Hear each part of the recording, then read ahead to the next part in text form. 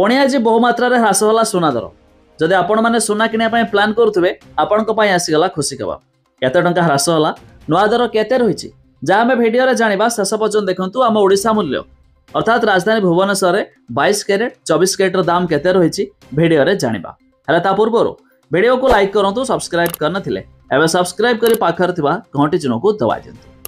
प्रथम तो जाणी रखु आम राजधानी भुवनेश्वर अर्थात ओडिशा मूल्य में आज सुना 10 ग्राम पिछा 1500 टंका ह्रास देखा मिली। तेज शुद्ध सुना 24 कैरेट दाम अर्थात प्योर गोल्ड दाम रही 1,02,750 टंका। सेहीपरि 22 कैरेट दाम अर्थात 916 कैरेट दाम रही 92,480 टंका। ता छड़ा दिल्ली सरफा बजार में आज सुना दाम आंशिक मात्रा ह्रास घटी। तेज शुद्ध सुना 24 कैरेट दाम 10 ग्राम प्रति 1,03,200 टंका रही बेले 22 कैरेट दाम 10 ग्राम प्रति 94,600 टंका रही। सेहीपरि दिल्ली सरफा बजार में आज सुना दाम 10 ग्राम प्रति 1300 टंका ह्रास देखा मिली।